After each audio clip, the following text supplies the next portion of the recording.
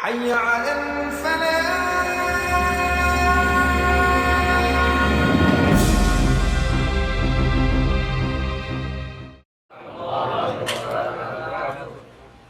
بسم الله والحمد لله ولا حول ولا قوة إلا بالله. أشهد أن لا إله إلا الله وحده لا شريك له وأشهد أن سيدنا محمدا عبده ورسوله لا نبي بعده. اللهم انفعنا بما علمتنا وعلمنا ما ينفعنا. اللهم زدنا علما وارزقنا فهما وآتنا حكمة. اللهم بارك لنا في مجلسنا هذا برحمتك يا أرحم الراحمين والحمد لله رب العالمين. تقبل الله منا ومنكم وتقبل يا كريم. Kepada segenap jamaah kaum muslimin, para habaib, para masyayikh, para asatidzah, rahimakumullah. Alhamdulillah, pada kesempatan pagi hari ini dengan izin Allah dan karunia-Nya kita kembali berkumpul dalam majelis rutin di tempat ini. Kita sama berharap mudah-mudahan pertemuan kita kali ini diberkahi Allah Subhanahu wa taala. Majelis ini dijadikan majelisan thayyiban mubarakan. Amin ya rabbal alamin. Dan di sini ada orang-orang tua kita. Ada Habib Hasan Al-Habsyi, Habib Ali bin Syahab, Habib Ali Al-Junaid, Habib Harun Al-Junaid, waladuhu Ali, waladukum Ali. Nah, kemudian ada Habib Mustafa Al-Abtas, ada Habib Abdul Qadir Al-Idrus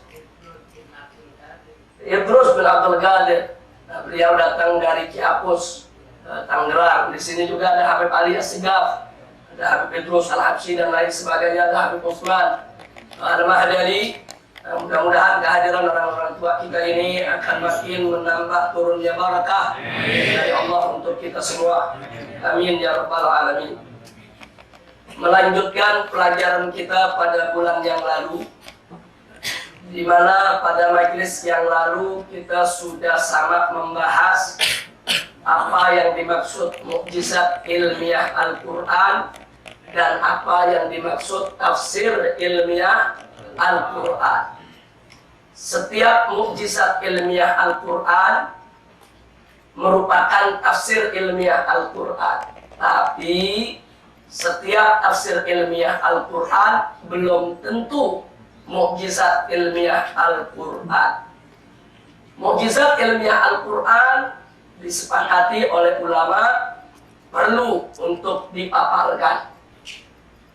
Tapi tafsir ilmiah Al-Quran, ulama memberikan isyarat agar kita hati-hati. Karena kalau ayat-ayat ilmiah yang faktanya sudah terungkap ditafsirkan secara ilmiah, memang tidak ada masalah, sama seperti mukjizat ilmiah Al-Quran. Tapi manakala ayat-ayat Al-Quran ditafsirkan secara ilmiah dan itu belum terungkap serta belum terbukti, maka berarti ada prediksi, ada analisa dalam penafsiran, dan itu berbahaya. Karena prediksi dan analisa bisa benar, bisa salah. Sehingga kalau di kemudian hari terbukti salah, nanti khawatir Al-Quran yang akan disalahkan, bahkan menjadi pintu gerbang bagi musuh-musuh Islam untuk menyerang Al-Quran.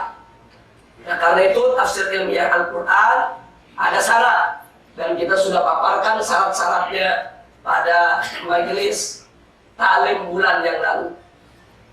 Nah, sekarang mari kita masuk lanjutannya tentang I'jazul Quran Al-Ilmi, mukjizat ilmiah Al-Quran, yaitu untuk kali ini kita akan membahas tentang ayat-ayat Al-Quran yang berkaitan dengan penciptaan alam semesta.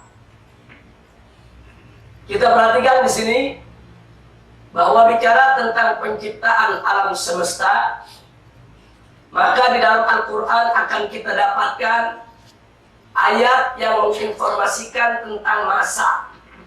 Berapa lama alam semesta ini diciptakan? Yang kedua, di dalam Al-Quranul Karim kita akan dapatkan informasi tentang nebula. Nebula itu kumpulan asap, kumpulan gas di alam semesta, yang mana ini berkaitan dengan penciptaan alam semesta. Dan yang ketiga, yang tidak kalah pentingnya, kita akan lihat nanti apa korelasinya antara ayat-ayat Al-Quran dengan teori Big Bang, teori ledakan dahsyat yang sering dipaparkan oleh para ahli astronomi. Nah, ketiga persoalan ini akan kita lihat bagaimana informasi ilahi yang ada di dalam Al-Quranul Karim. Kita mulai dari yang pertama, soal masa penciptaan alam semesta. Di dalam surat Al-A'raf ayat 54 dan di dalam surat Yunus ayat 3, Wallahu subhanahu wa ta'ala qala Inna rabbakumullahu alladhi khalaqas samawati wal arda fi sittati ayyam. Dalam ayat ini kita dapatkan keterangan sesungguhnya Tuhan kamu sekalian adalah Allah yang telah menciptakan langit dan bumi dalam 6 hari. Jadi Al-Quran menyebut secara eksplisit 6 hari. Walaupun kita tahu bahwa Allah Maha mampu menciptakan alam semesta secepat yang Allah kehendaki. Wallahu subhanahu wa ta'ala qala innama amruhu idza arada syai'an ay yaqula lahu kun fayakun. Jadi kalau Allah ingin menciptakan alam semesta dengan sekejap mata, Allah Maha mampu. Nah itu harus kita yakini, harus kita imani. Allah tidak butuh waktu, Allah tidak butuh hari. Tapi yang menarik dalam ayat ini, Allah informasikan kepada kita bahwa Allah ciptakan alam semesta, yaitu langit dan bumi, selama 6 hari. Nah di sini soal penciptaan alam semesta, soal masanya 6 hari ini, maka perlu kita kaji. Apa makna hari dalam Al-Quran? Kita mesti lihat makna hari dalam Al-Quran itu apa. Yang pertama, yang dimaksud hari dalam Al-Quran adalah hari sebagaimana yang kita maklumi bersama, yaitu dari pagi ketemu pagi. Kadang-kadang hari dalam bahasa Arab yang dimaksudkan cuma dari pagi sampai sore, sore sampai pagi disebut malam. Tapi kalau disebut hari, kadang-kadang maksudnya sehari semalam. Tapi di dalam Al-Quranul Karim kita dapatkan makna hari yang lain. Makna hari yang tidak kita pahami sehari-hari. Mari kita lihat apa Allah firmankan dalam Al-Quranul Karim. Wallahu subhanahu wa ta'ala qala wa inna yawman inda rabbika ka'alfi sanatin mimma ta'uddun.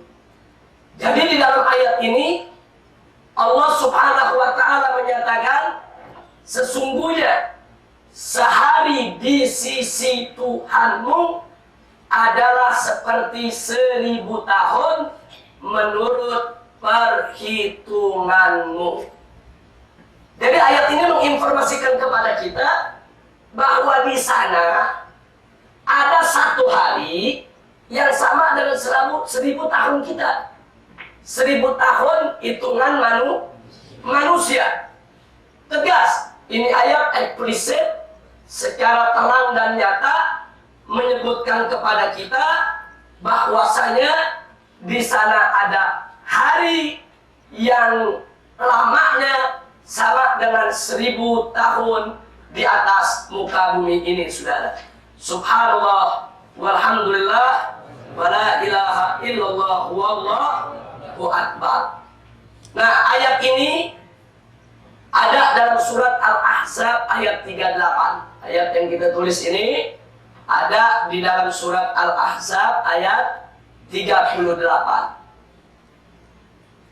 Bahkan di dalam ayat yang lainnya, yaitu dalam surat masih Al-Ahzab ayat 62, Allah menyatakan, faqala ta'ala yudabbirul amra minas samai ilal ard thumma ya'ruju ilayki fi yawmin kana miqdaruhu alfasana mimma ta'uddun. Di sini Allah nyatakan dia, yaitu Allah, mengatur urusan dari langit sampai ke bumi.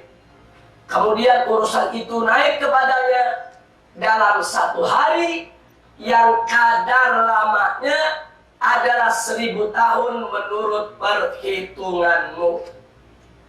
Jadi ada 2 ayat dalam satu surat, yaitu surat Al-Ahzab. Allah menyatakan bahwa di sana ada satu hari yang sama dengan 1000 tahun kita. Nah, kemudian kita dapatkan lagi pada ayat yang lain, masih soal makna hari dalam Al-Quran, yaitu firman Allah Subhanahu wa Ta'ala. Maaf, saya ralat. Surat tadi bukan Al-Ahzab, bukan. Surat As-Sajdah ayat 5 yang tadi. As-Sajdah ayat 5. Berarti 2 ayat dalam 2 surat berbeda. Ada satu ayat lagi dalam surat Al-Ma'arij ayat 4. Faqala ta'ala ta'rujul malaikatu warruhu ilaihi fi yawmin kana miqdaruhu 50 alfasana. Di sini Allah nyatakan malaikat-malaikat dan ruh. Ruh itu maksudnya malaikat Jibril alaihi salam naik menghadap kepada Allah dalam sehari yang kadar lamanya 50.000 tahun. Jadi berarti dalam Al-Quran ini makna hari ada 3. Di dalam Al-Quranul Karim yang dimaksud dengan hari itu, saudara, ada 3. Pertama, 1 kali 24 jam. Sehari semalam yang kita kenal. Sedangkan yang kedua sama dengan 1000 tahun dunia. Sedangkan yang ketiga 50.000 tahun dunia. Nah, sekarang muncul pertanyaan, apakah makna hari hanya 3 ini saja? Atau ada hari lain yang lebih lama lagi? Jawabnya wallahu a'lam. Tapi di dalam Al-Quran tidak ada pembatasan bahwa hari itu hanya 3 ini saja, tidak ada pembatasan. Walaupun Al-Quran tidak menyebutkan ada hari lain lebih lama dari ini. Nah, tapi di sini kita bisa lihat, setidaknya kita dapatkan informasi dari Al-Quran bahwa ada hari yang begitu panjang, begitu lama di suatu alam tertentu, ya ikhwan. Subhanallah, alhamdulillah, wa la ilaha illallah, wallahu akbar. Nah, sehingga kita jadi bertanya, makna hari dalam Al-Quran memang dibatasi hanya 3 makna saja, yaitu 1 kali 24 jam, atau 1000 tahun dunia, atau 50.000 tahun dunia, atau ini ala sabil dzikir, hanya penyebutan saja. Allah cuma memberikan informasi, nih, di sana ada alam yang 1 hari sama dengan 1000 tahun. Di sana ada alam lain yang 1 hari sama dengan 50.000 tahun. Kalau ini sekedar informasi sabil dzikir, berarti tidak menutup kemungkinan kalau di sana ada 1 hari bisa jadi lebih lama dari ini semua. Tapi kalau ini pembatasan, otomatis 50.000 tahun itu yang paling maksimal. Nah, tapi pembatasan dalam Al-Quran tidak kita dapatkan dalilnya. Nah, selanjutnya, makna mana yang dimaksud oleh ayat yang tadi kita baca? Allah menciptakan langit dan bumi dalam waktu 6 hari. 6 hari yang mana? Nggak dijelaskan oleh Allah. 6 hari yang kali 24 jam, atau 6 hari yang kali 1000 tahun. Kalau 1000 tahun berarti jadi berapa tahun? 6000 tahun. Atau 6 hari dikali 50.000 tahun. Berarti 300.000 tahun. Yang mana? Tidak dijelaskan dalam Al-Quran, ya. Allah hanya menyatakan fi sittati ayyamin. Nah, karena itu di sini perlu pengkajian. Oh, kalau ada yang mengatakan nih yang dimaksud oleh Allah 1 kali 24 jam. Bisa jadi. Karena tadi sudah kita katakan Allah Maha mampu menciptakan alam semesta sekejap mata. Kenapa Allah nggak mampu menciptakan dalam 6 hari kali 24 jam? Kalau dikatakan 6.000 tahun, bisa jadi. Kalau dikatakan 300.000 tahun, juga bisa jadi. Karena Allah menyukai sunnahnya. Segala sesuatu tercipta melalui proses. Seperti penciptaan kita. Allah bisa kok menciptakan kita manusia ini langsung jadi begitu saja, saudara. Tapi melalui proses. Ada nutfah yang membuahi sel telur, kemudian berubah menjadi alaqah, berubah menjadi mudghah, berubah menjadi janin, kemudian dilahirkan, dari bayi menjadi anak-anak, dari anak-anak menjadi remaja, dari remaja menjadi dewasa. Ini namanya proses. Kalau Allah ingin menciptakan kita sekaligus dewasa, mampu tidak? Mampu. Tapi jangan lupa, Allah menyukai proses yang teratur, proses yang indah. Nah, kalau kita bicara proses, maka masuk di akal. Kalau Allah menciptakan alam semesta ini membutuhkan waktu ribuan tahun supaya proses tersebut berjalan dengan baik, teratur, tersistem, sehingga di kemudian hari lebih mudah bisa dikaji oleh manusia untuk mengantarkan mereka agar lebih beriman kepada Allah Subhanahu wa Ta'ala. Nah, karena itu banyak ulama kini mengartikan sittatu ayyam dengan 6 hari yang dimaknai 6 periode. Jadi banyak ulama sekarang mengartikan 6 hari maksudnya 6 masa, 6 periode. Berapa lama? Wallahu a'lam. Hanya Allah yang tahu. Kita tidak pernah tahu persis berapa lama penciptaan alam semesta ini. Tapi paling tidak Allah sudah memberikan isyarat dalam Al-Quran nyata 6 hari. 6 hari yang mana? Bisa 6 kali 24 jam, bisa 6 kali 1000 tahun, bisa 6 kali 50.000 tahun, atau bisa juga 6 kali lebih lama daripada itu semua, ya Pak. Yang mengetahuinya hanya Allah Subhanahu wa Ta'ala. Nah, kemudian mari kita tengok berkenaan dengan hal tersebut tentang teori sains modern. Apa yang dikatakan sains modern tentang penciptaan alam semesta? Mari kita lihat.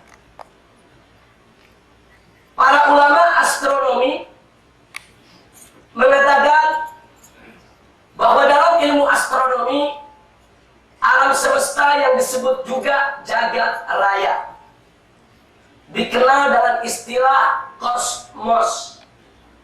Makanya ilmu yang mempelajari ini kadang-kadang disebut ilmu astronomi atau ilmu kosmologi atau kosmologi. Nah, di dalam kosmos atau alam semesta tadi terdapat jutaan galaksi. Setiap galaksi menghimpun jutaan bintang.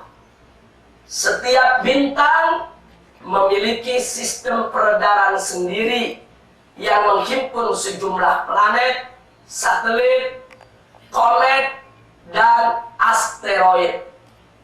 Jadi asteroid ini sejenis planet tapi kecil sekali, dia macam bebatuan-bebatuan yang ada di alam semesta. Kemudian galaksi kita, manusia, disebut Milky Way atau disebut juga Bima Sakti. Di Bima Sakti terdapat jutaan bintang yang memiliki sistem peredaran masing-masing.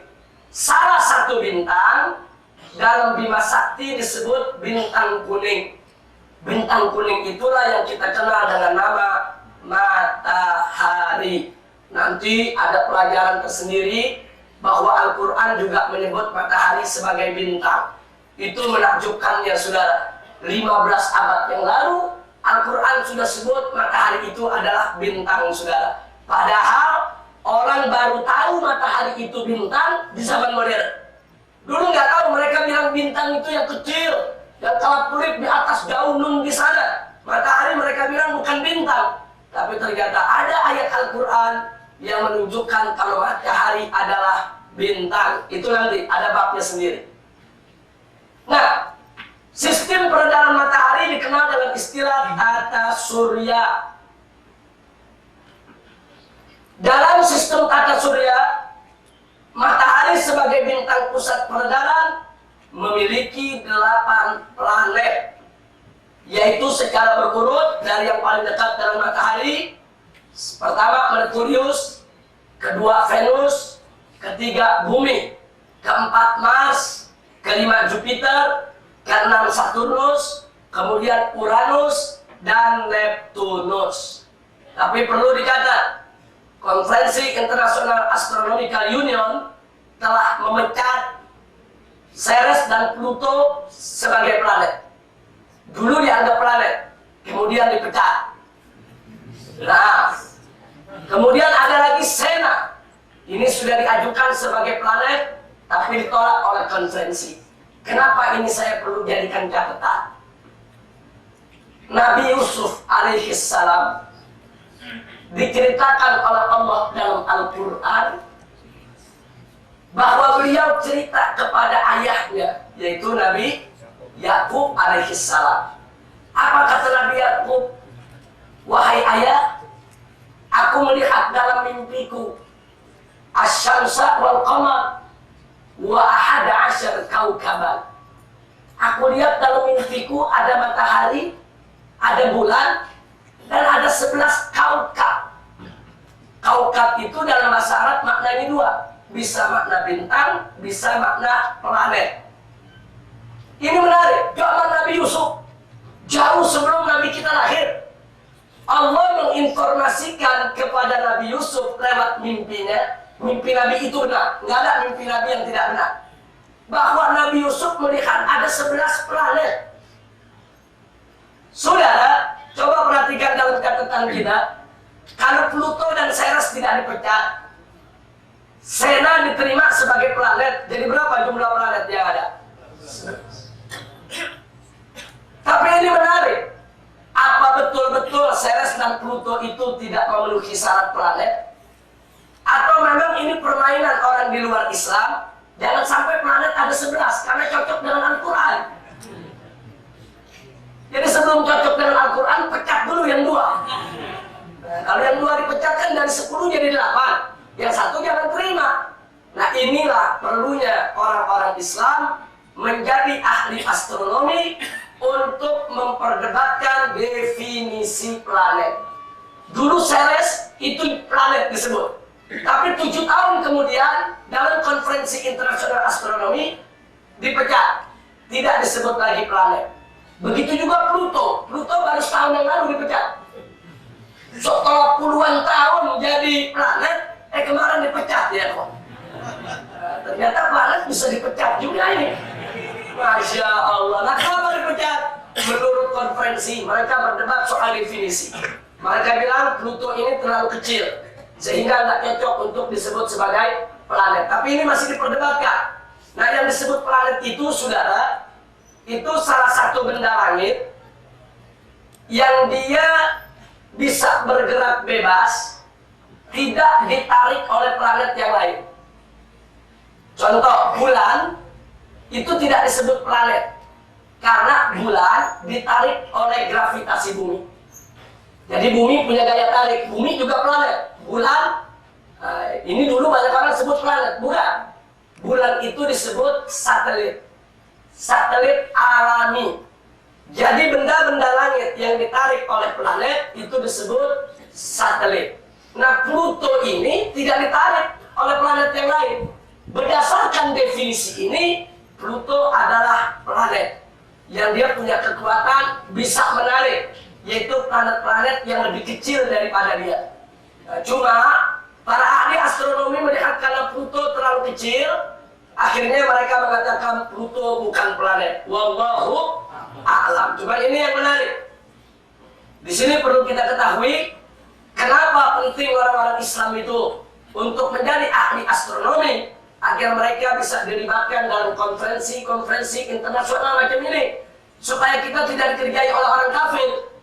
Nah, bisa jadi ketiganya ini juga planet. Kalau ketiganya ini planet, maka planet percis 11 seperti yang diceritakan oleh Nabi Yusuf. Jadi soal ini planet ada atau tidak, kalau Nabi Yusuf sudah mengatakan, aku lihat dalam mimpiku 11 planet, mimpi Nabi adalah benar. 11 planet pasti ada, saudara. Walaupun sekarang katakan baru ketemu 8, yang 3 pasti kita temukan. Apakah suatu ketika nanti Ceres, Pluto, dan Sena dikembalikan jadi planet, diaktifkan lagi, saudara, dikembalikan jabatannya, atau mungkin akan ditemukan betul-betul planet-planet baru yang saat ini belum terungkap. Wallahu a'lam. Sebab kalau planet kurang dari 11 nggak mungkin. Kenapa? Nabi Yusuf lihat ada 11. Al-Quran yang cerita, dzalikal kitabu la raiba fihi hudan lil muttaqin. Kira-kira jelas tidak? Alhamdulillah. Jadi Al-Quran ini dahsyat, luar biasa. Nah sekarang mari kita lihat, masih dalam sains modern. Ini gambaran. Kita lihat. Ini bulatan yang di bawah. Ini kalau diumpamakan alam semesta yang tanpa batas. Saudara, yang di bawah itu kita sebut alam semesta, jagat raya, kosmos. Nah di dalamnya banyak galaksi. Nah ini yang putih-putih ini galaksi. Banyak galaksi. Itu setiap galaksi ada jutaan bintang. Jadi bintang-bintang itu berkerumun membentuk galaksi. Nah, baru sekian juta galaksi, ada satu galaksi yang disebut Milky Way. Galaksi Bima Sakti, yang ini. Nah, ini kita tarik lagi ke atas, kita besarkan. Di galaksi Bima Sakti itu ada jutaan bintang. Ini dari sekian banyak bintang, ada satu bintang yang namanya matahari. Nah kemudian matahari itu kita tarik lagi. Ternyata di sekitar matahari ada bumi, ada Jupiter, ada Mars, ada Neptunus, ada Saturnus, ada Pluto, dan lain sebagainya. Nah di dalam bumi yang kecil itu ada manusia. Nah sekarang saya mau tanya, kalau begitu manusia ini kecil betul tidak, saudara?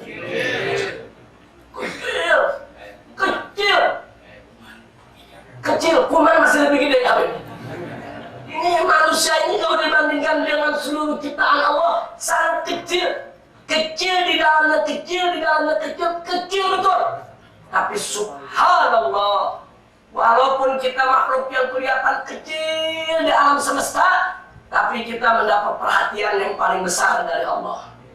Alhamdulillah. Jadi pantas waktu Allah menyerahkan amanat untuk menjadi khalifah di atas muka bumi, nggak ada berani jadi khalifah, saudara. Saking beratnya itu amanat, akhirnya amanat itu diberikan kepada manusia. Tapi di sini kita mesti pahami betul bahwa kita ini manusia begitu kecil, tidak ada artinya di hadapan kebesaran Allah. Karena itu jangan sekali-sekali kita menentang atau membangkang kepada Allah Subhanahu wa Ta'ala. Jadi ini hendaknya harus menjadi pendorong bagi kita agar lebih beriman kepada Allah Subhanahu wa Ta'ala. Nah baiklah, setelah kita sampaikan yaitu teori yang pertama dan kedua tadi, maka yang ketiga yang perlu kita ketahui, teori ilmiah menyatakan bahwasanya kosmos yang merupakan himpunan dari ribuan galaksi yang menghimpun bermiliar-miliar bintang yang ada di alam semesta, diperkirakan oleh para ahli astrofisika. Jadi astrofisika itu seorang ahli astronomi, tapi dia pandai ilmu fisika untuk menghitung jarak-jarak antara planet-planet yang ada dan untuk menghitung kecepatan-kecepatan, yaitu berputarnya bumi, berputarnya galaksi dan lain sebagainya.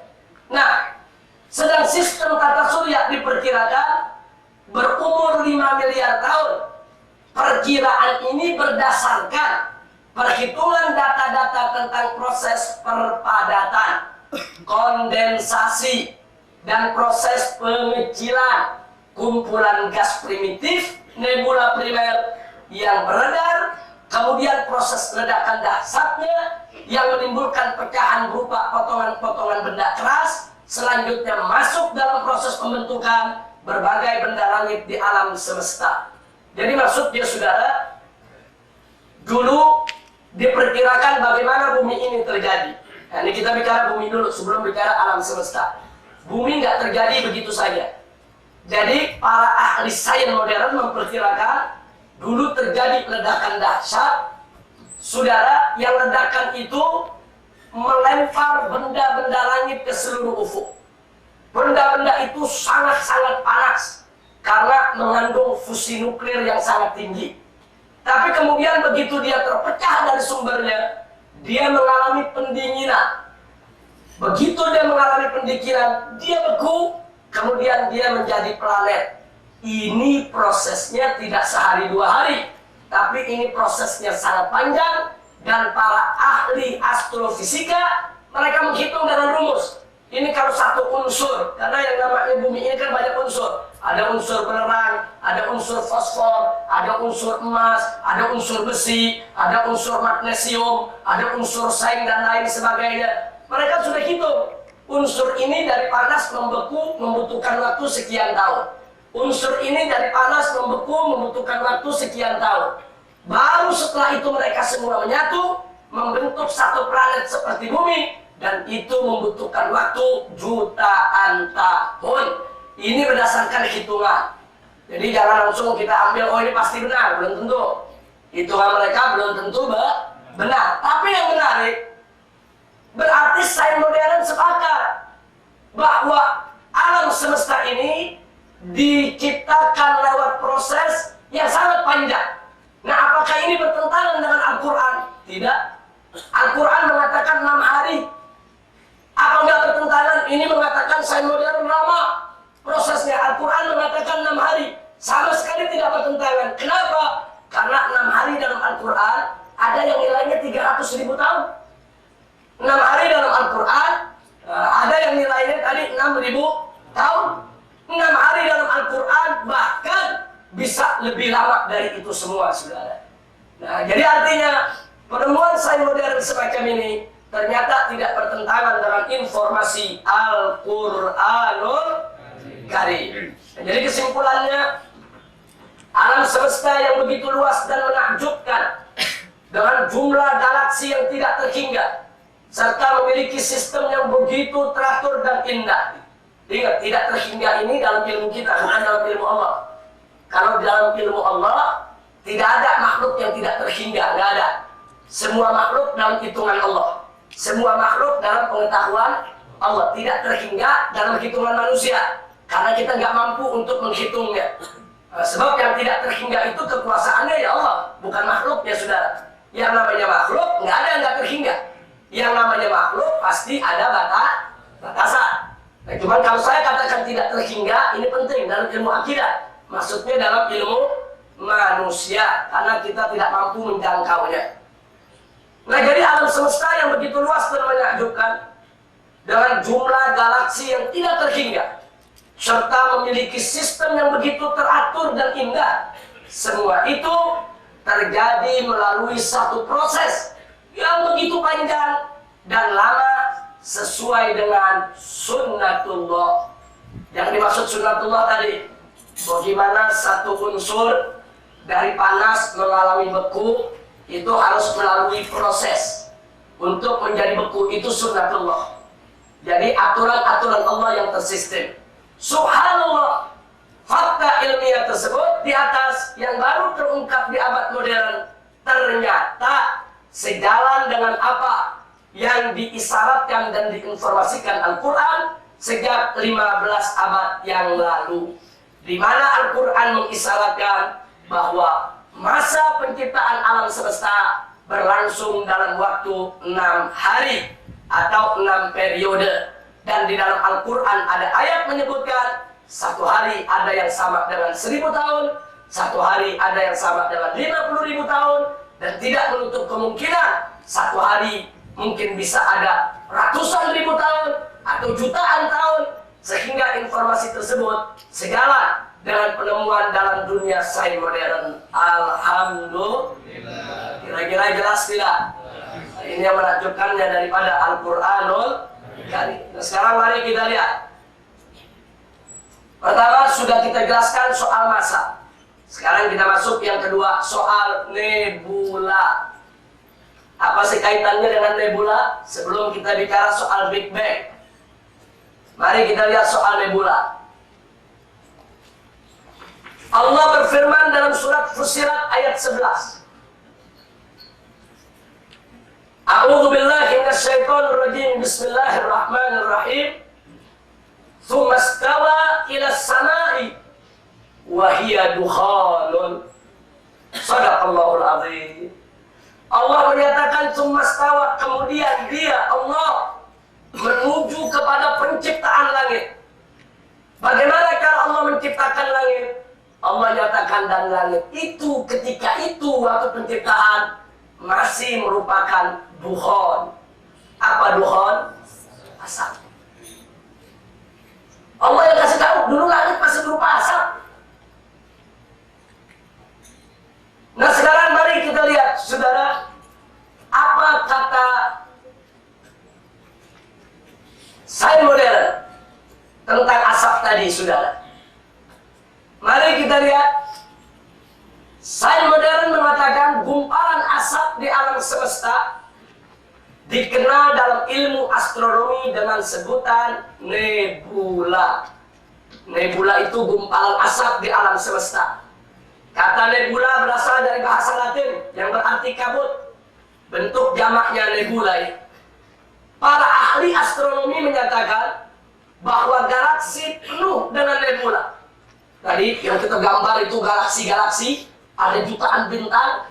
Itu di antara bintang-bintang banyak nebula. Nebula itu kumpulan gas asap yang di dalamnya juga terdapat benda-benda padat yang satu sama lainnya saling mengikat karena ada gravitasi. Jadi kalau mereka muter bersama. Mereka jalan-jalan bersama. Ini yang disebut nebula. Nah kemudian nebula yang digambarkan sebagai awan gas dengan debu yang bercahaya di antara bintang-bintang. Ada yang bercahaya sendiri karena di dalamnya ada fusi nuklir, panas betul seperti bintang, planet baru. Jadi ternyata sains modern mengakui memang penciptaan benda-benda langit ini pada awalnya semua ada asap. Mau langit, mau bumi, mau semua benda langit. Semua berasal daripada nebula. Subhanallah. Sains modern mengatakan semua benda langit dari nebula. Al-Quran mengatakan Allah ciptakan langit dari apa? Asap. Berarti nebula dan asap sama tidak? Sama. Jadi mana lebih dulu yang mengatakan langit ini diciptakan dari asap? Sains modern atau Al-Quran? Al-Quran. Jadi kita bisa lihat ya kawan. Nah sekarang mari kita lihat masih soal sains modern, yaitu bahwa fakta ilmiah menunjukkan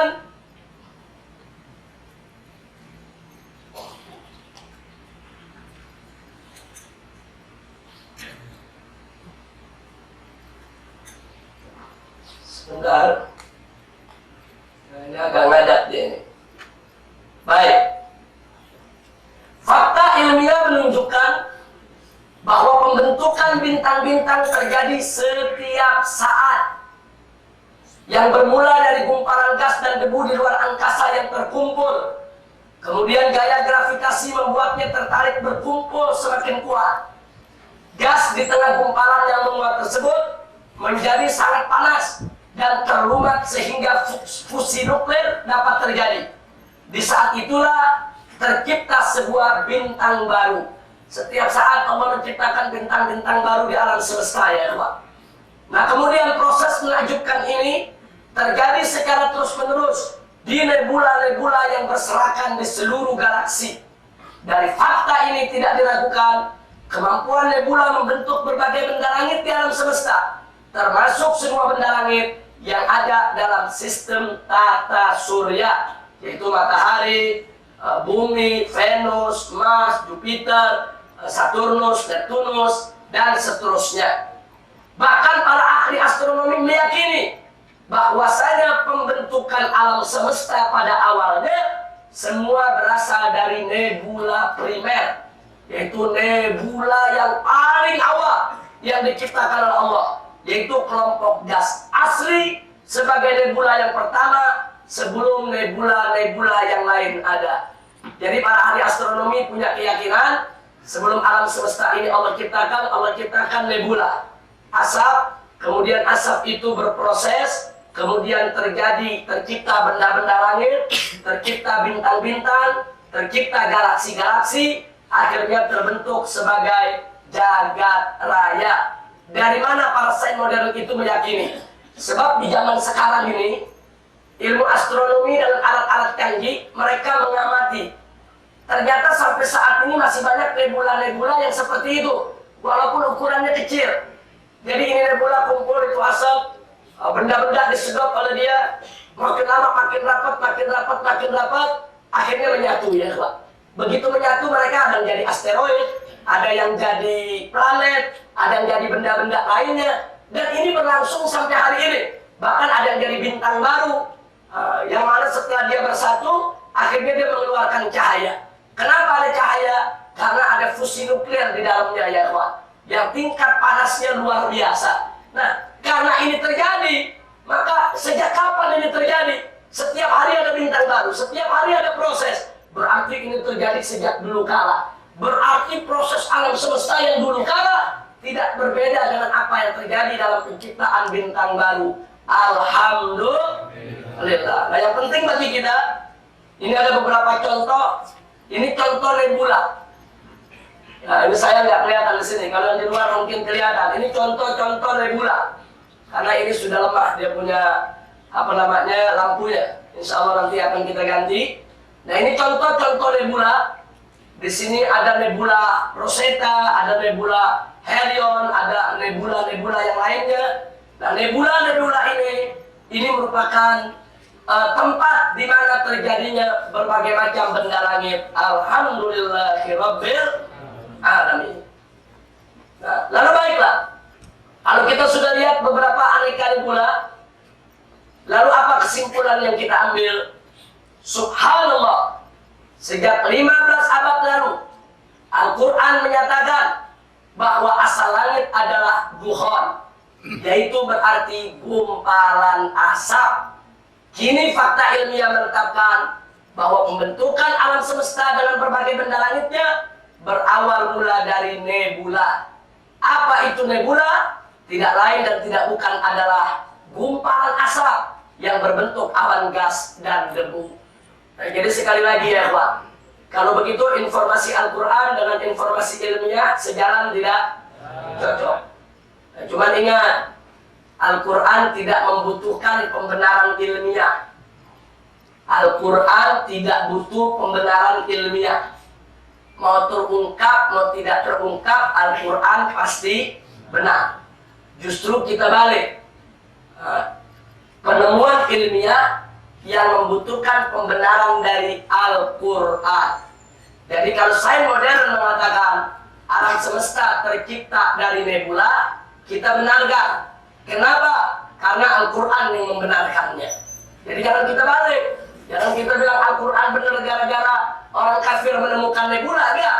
Orang kafir nemuin nebula, kita benarkan. Oh ya, Anda kali ini benar. Kenapa? Dalam Al-Quran ada. Nah, jadi ini jangan dibulak-balik ya Pak. Inilah keindahan Al-Quranul Karim. Ini Masya Allah, ini hari lagi belajar astronomi semua ini. Ini urusannya pulang dari sini jadi ahli astronomi ini. Nah sekarang mari kita lihat lagi yang ketiga. Pertama selesai soal masa penciptaan alam. Dua selesai soal nebula. Sekarang yang ketiga soal Big Bang. Mari kita lihat Al-Quran, saudara. Di dalam Al-Quranul Karim surat Al-Anbiya ayat 30, Allah berfirman, faqala ta'ala, awalam yaral ladzina kafaru anna as-samawati wal arda kanata ratqa fafataknahuma. Luar biasa, saudara. Allah menyatakan di sini, awalam yaron ladina kafaru. Apa orang-orang kafir tidak lihat, tidak tahu? Anas samawati wal ard, bahwa sesungguhnya langit dan bumi karena taratqa, keduanya dahulu ratqa. Ratqa itu satu padu. Ratqa itu satu padu dan saling berhimpit, betul-betul menyatu. Jadi Allah yang kasih tahu, langit dan bumi dulu satu. Kemudian kata Allah, fafataqnahuma, kemudian kami pisahkan antara langit dan bumi tersebut. Subhanallah. Allah yang menciptakan langit dan bumi, kan Allah tahu bagaimana menciptakannya. Nah, Allah ceritakan sama kita, begini cara menciptakan bumi. Bumi dan langit dulu jadi satu, kemudian kami pecahkan. Itu kata-kata fatak, itu berarti memisahkannya dengan keras. Nah, jadi bukan di sini Allah nggak katakan fafarraqnahuma. Kalau fafarraqnahuma kami pisahkan, misalnya bisa pelan-pelan. Tapi kalau sudah disebut fafataqnahuma, artinya betul-betul dibetot, dipisahin. Nah, ini bahasa Arabnya, saudara. Nah, lalu mari kita lihat soal masalah ini, ya ikhwan. Bagaimana menurut sains modern?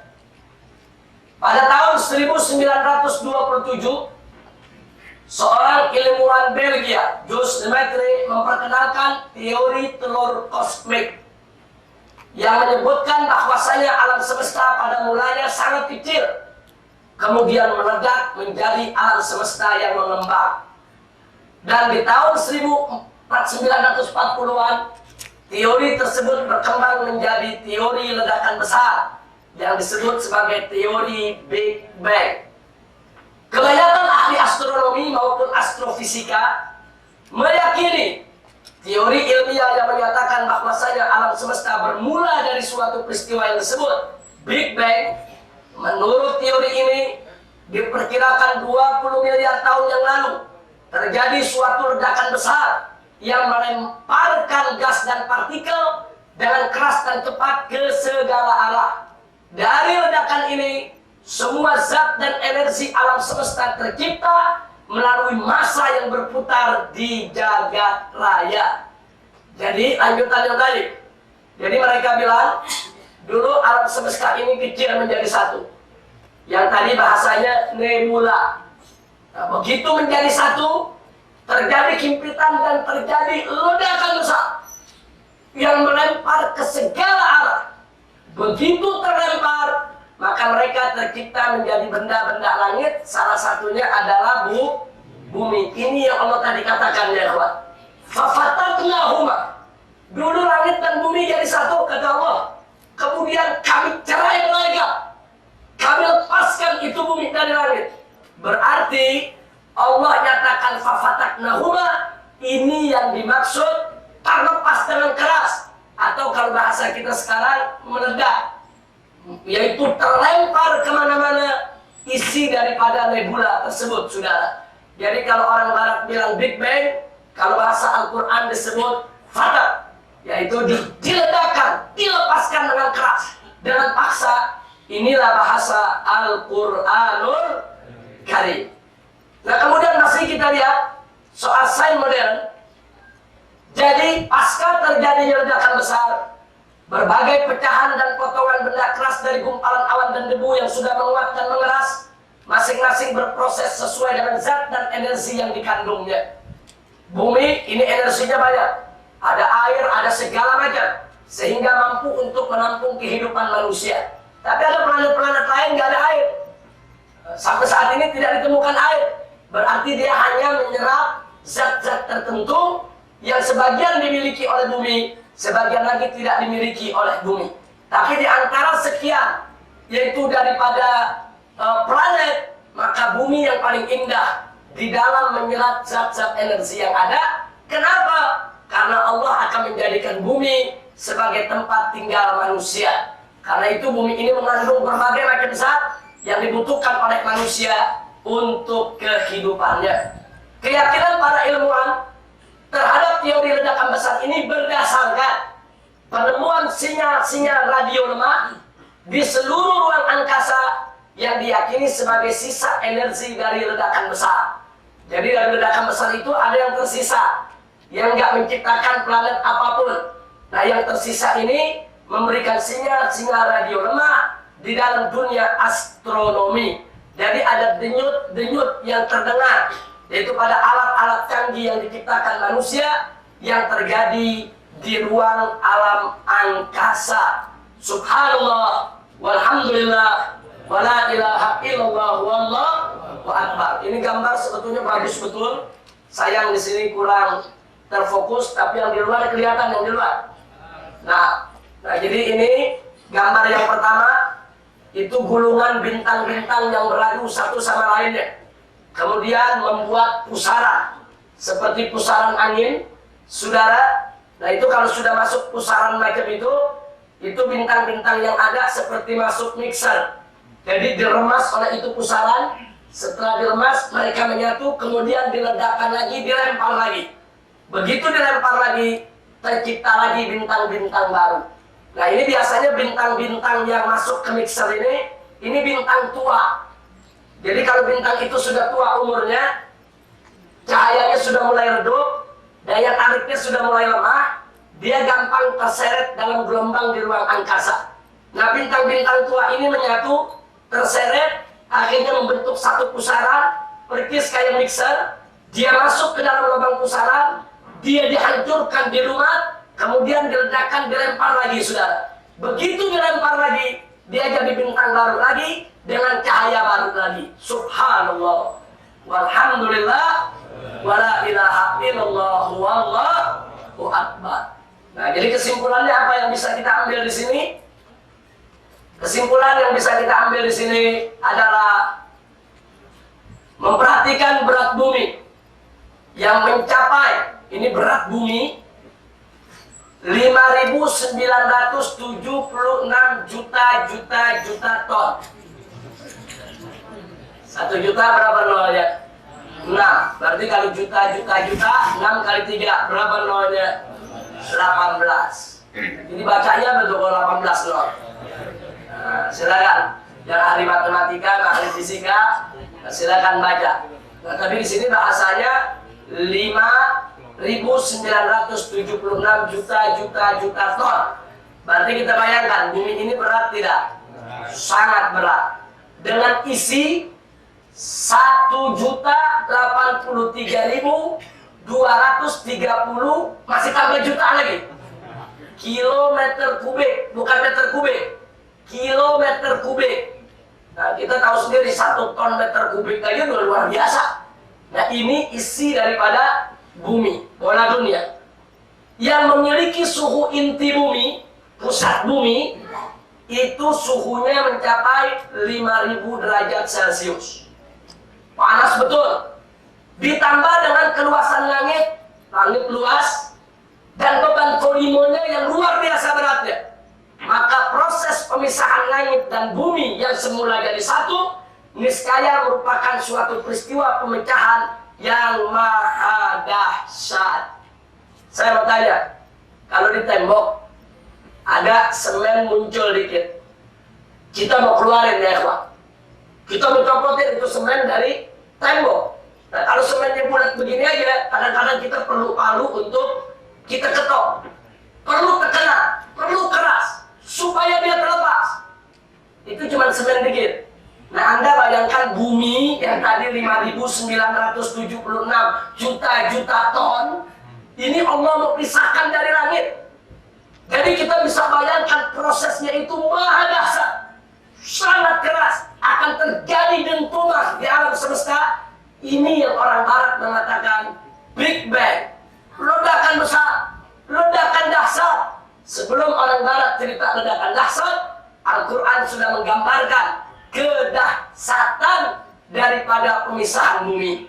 Tentunya goncangan dan dentuman besar akan menggelegar, menyentakkan jagat raya. Itulah karenanya Al-Quran menggunakan lafaz fataknahuma untuk mengesankan dan menggambarkan kedahsyatan peristiwa pembelahan tersebut. Subhanallah, Al-Quran sejak berabad-abad yang lalu telah mengisyaratkan teori ledakan besar dengan istilah fat. Jadi saya mau tanya sekali lagi, kalau gitu yang bicara soal ledakan besar dahsyat pemisahan langit dan bumi, teori orang barat dulu atau Al-Quran? Nah, berarti mana lebih dulu, orang barat atau Al-Quran? Al-Quran.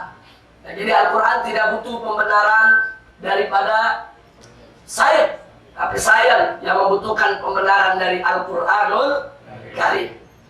Nah, baiklah saudara, kita sudah selesai bicara soal masa, kita sudah selesai bicara soal nebula, kita sudah selesai bicara soal Big Bang. Akhirnya kita kembali kepada janji Allah dalam Al-Quran. Surat Fussilat ayat 53. A'udzu billahi minasyaitonir rajim. Bismillahirrahmanirrahim. Sanurihim ayatina fil afaq wa fi anfusihim hatta yatabayyana lahum annahul haq. Shadaqallahul aliyyul azim. Allah menyatakan sanurihim, kami akan perlihatkan kepada mereka, kepada seluruh umat manusia, khususnya kepada yang tidak percaya Al-Quran, ayatina, tanda-tanda kebesaran kami, fil afaq. Afaq itu adalah pelosok ufuk alam semesta, wa fi anfusihim, dan di dalam diri mereka sendiri, hatta yatabayyana lahum, sehingga akan menjadi jelas bagi mereka semua, annahu, bahwa Al-Quran itu al-haq, adalah betul-betul hak, wahyu yang diturunkan Allah kepada Nabi Muhammad SAW. Nah, karena itu saudara, saya sudah katakan pada majelis yang kemarin bulan lalu bahwa adanya mukjizat ilmiah Al-Quran ini kita bisa jadikan hujah, argumentasi terhadap orang-orang kafir yang ingin menyerang Al-Quran, yang selalu mengatakan Al-Quran buatan Muhammad. Nah, sekarang mari kita lihat, andai kata, waliyadu billah min andai kata Muhammad dusta bukan Nabi, andai kata Muhammad mengarang Al-Quran sebagai kitab suci, mana mungkin seorang pendusta di tengah padang pasir yang tandus, hidup di kota Mekah, yang tidak bisa baca, tidak bisa tulis, yang tidak mengenal ilmu pengetahuan canggih, yang saat itu tidak ada alat-alat teropong astronomi, belum tercipta pesawat ulang-alik, mana mungkin bisa cerita fakta ilmiah sehebat ini, saudara? Mustahil. Nah, dengan adanya ayat-ayat macam ini membuktikan Muhammad bukan pendusta, Muhammad bukan pembohong, tapi Muhammad adalah Nabiullah wa Rasulullah yang diutus oleh Allah dan diberikan mukjizat kepadanya. Dan Al-Quran betul-betul diturunkan oleh Allah yang maha mengetahui. Allah menciptakan alam semesta, Allah maha tahu bagaimana alam semesta ini tercipta, dari mulai proses berapa lama waktunya, apa itu, bagaimana hakikatnya, bagaimana mekanismenya, bagaimana cara pembekuannya, dan seterusnya. Allah maha tahu tentang itu semua. Nah, Allah yang maha tahu inilah yang menceritakan kepada kita lewat kitab sucinya Al-Quran. Jadi adanya ayat-ayat ilmiah di dalam Al-Quranul Karim itu semakin menambah kuat dalil dan argumentasi kita bahwa Al-Quran bukan produk budaya, bukan produk sejarah, bukan produk bahasa, bukan produk manusia, tapi Al-Quran adalah wahyu Allah yang diturunkan kepada Nabi besar Muhammad SAW. Dan saya ulangi, Al-Quran adalah al-mu'jizatul kubra, mukjizat yang terbesar yang dimiliki oleh seorang Nabi. Dari seluruh mukjizat yang dimiliki para Nabi yang begitu dahsyat, tidak ada yang sedahsyat Al-Quran. Kenapa? Sebab mukjizat para Nabi itu hanya bisa dilihat, dirasakan, diketahui, disaksikan, saudara, oleh orang yang hidup di zaman si Nabi, saudara. Oh, dulu Nabi Isa alaihissalam pernah menghidupkan orang yang sudah mati dengan izin Allah. Siapa yang lihat? Murid-murid dan pengikutnya. Adapun kita di zaman sekarang hanya mendengar cerita dari Al-Quranul Karim. Oh, Nabi kita Sayyiduna Muhammad Sallallahu Alaihi Wasallam pernah membelah bulan jadi dua. Saudara, saat itu orang kafir dan orang beriman lihat dengan mata kepala mereka sendiri. Tapi kita sekarang udah nggak lihat lagi. Kita hanya tahu itu dari cerita Al-Quranul Karim. Oh, dari jari jemari Nabi Pernah keluar air jernih mengalir, saudara. Sahabat semua lihat, ya itu bisa disaksikan oleh para sahabat. Tapi kita umatnya di zaman sekarang nggak ada yang menyaksikan itu. Kita hanya tahu dari hadis-hadis Nabi. Berbeda dengan Al-Quran, saudara. Mukjizat Al-Quran hidup sepanjang masa. Bukan hanya umat Nabi yang hidup di zaman Nabi, bahkan umat Nabi yang hidup zaman sekarang, yang hidup yang akan datang, mereka akan lihat, mereka akan dengar, mereka akan saksikan mukjizat Nabi yang hidup terus sampai hari kiamat nanti, saudara. Alhamdulillah. Bahkan ada mukjizat Al-Quran yang tidak dialami oleh para sahabat Nabi, saudara. Enggak seperti ini sekarang. Sahabat Nabi baca ini ayat bahwa alam semesta diciptakan 6 hari, bahwa langit dan bumi itu dulunya satu. Semua mereka dengar, tapi mereka tidak pernah lihat bagaimana di alam semesta ini ada nebula, bagaimana ada proses penciptaan bintang. Kenapa mereka tidak pernah lihat itu? Karena teknologi di zaman mereka belum sampai, saudara. Kita justru umat Nabi yang datang belakangan yang menyaksikan itu, saudara. Sebagaimana saya singgung kemarin, Allah bersumpah dalam Al-Quran, wal qamari idza tasad la tarkabunna tabaqan an tabaq. Allah bersumpah wal qamari idza tasad, demi bulan tatkala purnama, la tarkabunna tabaqan an tabaq, niscaya pasti engkau akan menaikinya setahap demi setahap. Ayat ini di zaman sahabat dibaca, tapi sahabat nggak menikmati mukjizatnya, karena sahabat nggak pernah berpikir kalau nanti ada manusia sampai ke bulan, saudara. Baru tahun 1967 manusia bisa menginjakkan kakinya di bulan, yaitu Carl Armstrong, astronot pertama yang sampai ke bulan, saudara. Nah, di sini shadaqallahul azim, maha benar Allah dengan firman-Nya. Allah sudah bersumpah 15 abad yang lalu lewat Al-Quran, saudara.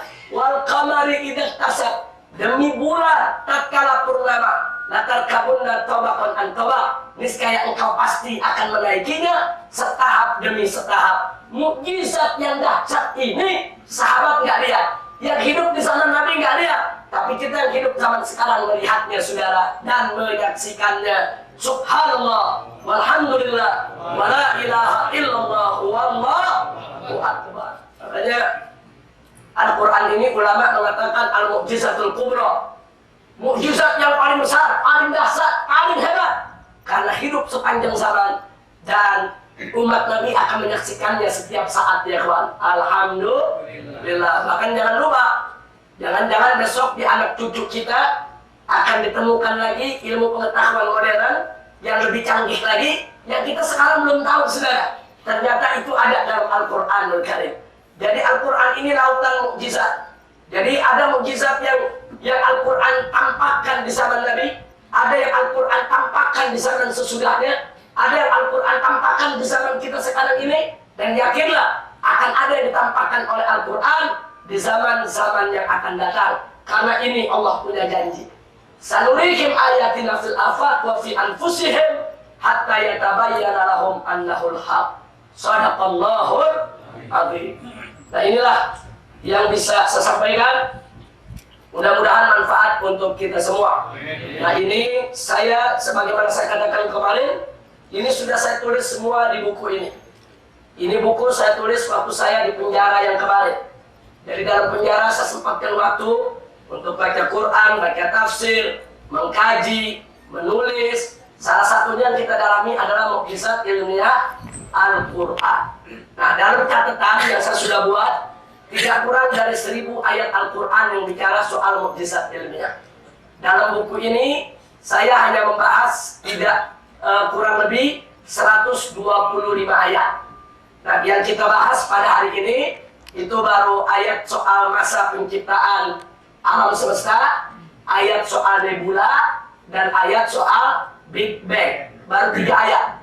Jadi sekali lagi, di sana masih banyak ayat-ayat Quran lainnya yang sangat-sangat perlu untuk kita ketahui, untuk menambah rasa cinta kita kepada Al-Quran, dan untuk menambah iman kita kepada Allah, sehingga kita tidak tergoda oleh godaan setan iblis yang manapun yang ingin menjauhkan kita dari agama kita.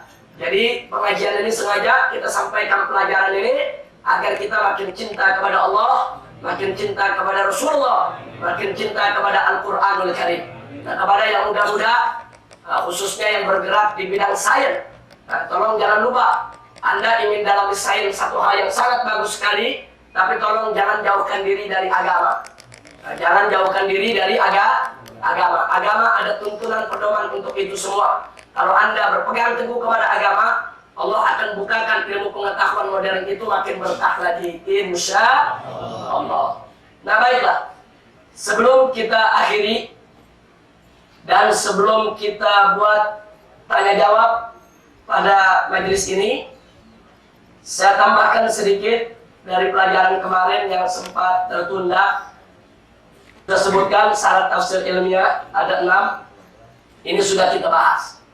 Nah ini sebagai dorongan untuk para pemuda kita yang bergerak di bidang sains modern supaya lebih semangat itu mengkaji Al-Quran. Saya hanya ingin mengingatkan bahwa dulu ulama-ulama Islam itu tidak melakukan dikotomi. Mereka tidak pernah memisahkan antara ilmu agama dengan ilmu dunia. Enggak. Ulama-ulama dulu mereka belajar ilmu agama, mereka juga belajar ilmu dunia. Makanya ulama-ulama dulu menjadi ulama yang komprehensif. Jadi dalam diri mereka itu lengkap. Ilmu semua yang ada di dunia ini mereka punya. Nah, tidak seperti sekarang. Ada yang ngerti agama, nggak ngerti umum. Yang ngerti umum, nggak ngerti agama. Kenapa? Ini peninggalan penjajah.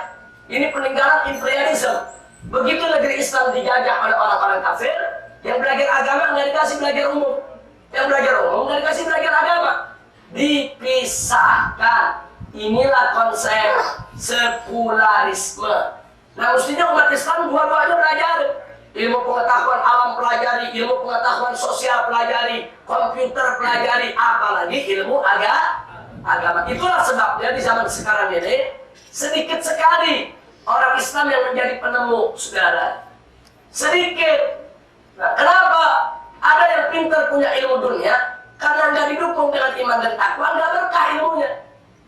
Begitu juga sebaliknya, ada yang pandai ilmu agama, tapi dia nggak peduli dengan ilmu dunia, dia nggak bisa menemukan dan disiplin ilmu dunia, saudara. Nah, ini jadi beban buat kita semua. Nah, makanya mereka yang bergerak di bidang sains, tolong jangan tinggalkan agama, insya Allah. Mari kita lihat beberapa ulama cemerlang, ulama Islam, para penemu dan perintis berbagai disiplin ilmu. Yang pertama, Jabir ibnu Hayyan Al-Azadi Al-Kufi. Ini lahir tahun 101 dan wafat tahun 197 Hijriah. Inilah yang merintis ilmu fisika. Bahasa Arabnya fizia. Jadi ilmu fisika bukan penemuan orang Barat.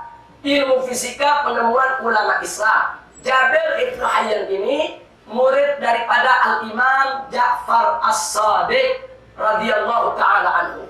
Imam Ja'far ini adalah cucu daripada Sayyidina Husain ibn Ali ibn Abi Thalib. Nah ini salah satu muridnya. Ini yang merintis ilmu kimia. Yang kedua, Muhammad ibnu Musa Al-Khawarizmi. Ini lahir tahun 164, wafat 232 Hijriah. Siapa dia? Ini perintis matematika. Ini peletak ilmu aljabar, bukan aljabar, aljabar, ini satu, ilmu aljabar. Dan dia juga yang menemukan ilmu aritmatika. Dan dahsyatnya, Khawarizmi lah yang menemukan angka nol. Angka nol bulat maupun angka nol titik, saudara. Dulu sebelum Khawarizmi, tidak ada satupun manusia yang tahu angka nol. Nggak ada. Ini yang menemukan angka nol, saudara. Kita lihat di angka-angka Romawi. Satu baris seperti huruf I. Kemudian 2, 3. Kalau 5 seperti V. Kalau 10 dengan apa? Jangan silat. Nggak ada nol. Mereka tidak kenal nol. Jadi tidak ada satupun di dunia ketika itu yang mengenal angka nol. Khawarizmi yang menemukan angka nol, saudara. Begitu Khawarizmi menemukan angka nol, itu revolusi ilmu matematika. Revolusi, yaitu dalam dunia matematika. Nah ternyata yang menemukannya ulama Islam, bukan orang Barat. Yang ketiga, Abu Yusuf Ya'qub Ibnu Ishaq Al-Kindi. Saudara, maaf, tadi kita salah. Tadi ilmu kimia, ini ilmu fisika. Al-Hayyan itu ilmu kimia. Bahasa Arabnya kimia. Kalau fisika bahasa Arabnya fisika. Nah, jadi ternyata baik ilmu kimia maupun ilmu fisika, dua-duanya ditemukan oleh ulama Islam. Nah, jadi biar kita tahu, yang menemukan ini semua bukan orang kafir, bukan orang Barat. Jadi perintis ilmu kimia Jabir Ibnu Hayyan. Nah, kemudian perintis ilmu matematika adalah Ibnu Musa Al-Khwarizmi. Penemu ilmu fisika adalah Al-Kindi. Baik, yang keempat, Abu Hasan Thabit Ibnu Qurrah. Ini lahir tahun 221, wafat 284 Hijriah. Ini pelekat ilmu fisika matahari. Jadi fisika itu ada astrofisika yang tadi kita cerita, ilmu fisika astronomi. Ada fisika matahari. Ini yang menemukan adalah Ibnu Qurrah dan sekaligus penemu segi 4 magic. Ini sangat terkenal dalam ilmu matematika maupun fisika, ya kawan. Yang kelima, Abu Abdullah Muhammad Ibnu Jabir Al-Battani. Ini lahir tahun 240, wafat 317. Ini peletak prinsip trigonometri, ilmu segitiga nyari sudut. Di sini saudara Al-Battani inilah yang menemukan sin, cos, tan, dan kotan.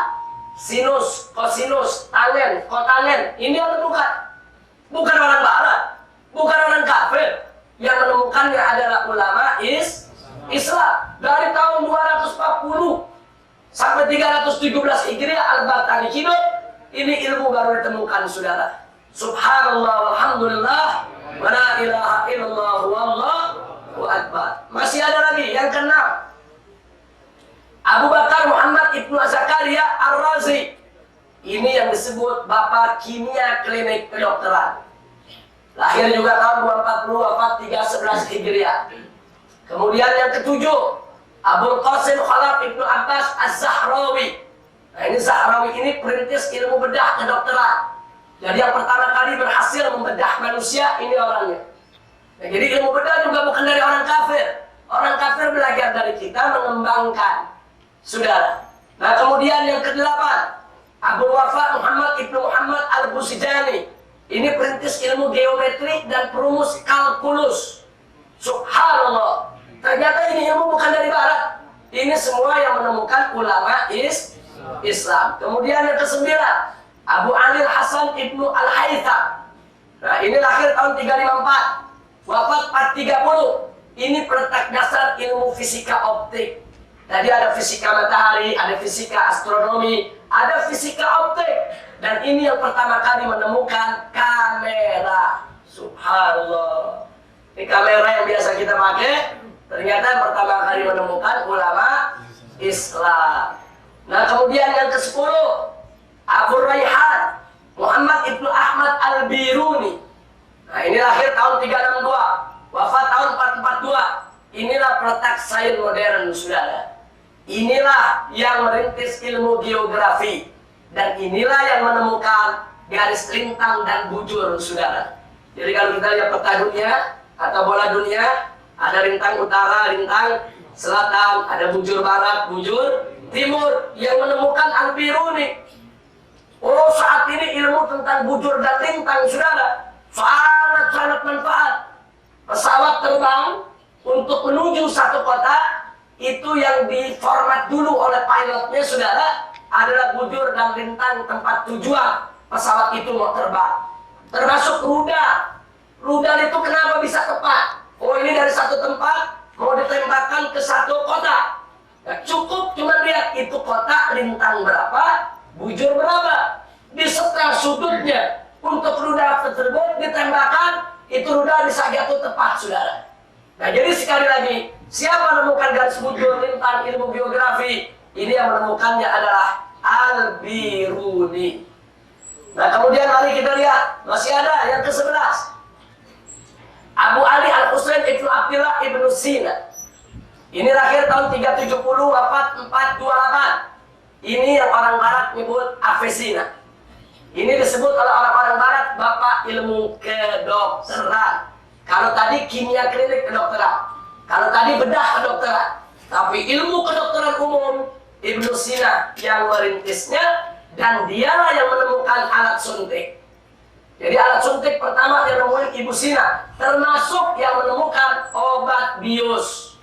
Jadi kalau orang mau dioperasi dibius dulu. Nah ini yang menemukannya saudara, bukan orang barat, bukan orang kafir. Yang menemukannya adalah ulama Islam. Yang ke-12, Abdul Fat Umar Al-Khayyam. Ini Umar Khayyam ini sebetulnya penyair saudara. Banyak syairnya di buku-buku sastra Arab. Tapi menariknya, dia penemu ilmu geometri analisa. Jadi ternyata yang menemukan adalah Umar Khayyam. Nah kemudian yang ke-13, Abu Marwan Ibnu Zuhr. Ini penerus kedokteran Ibnu Sina. Jadi kedokteran Ibnu Sina yang mengembangkannya sampai pesat, sampai ke dunia barat adalah Ibnu Zuhr. Kemudian yang ke-14, Abdurrahman Ibnu Muhammad Ibnu Khaldun. Nah ini adalah bapak sosiologi. Jadi yang pertama kali merintis ilmu sosiologi Ibnu Khaldun.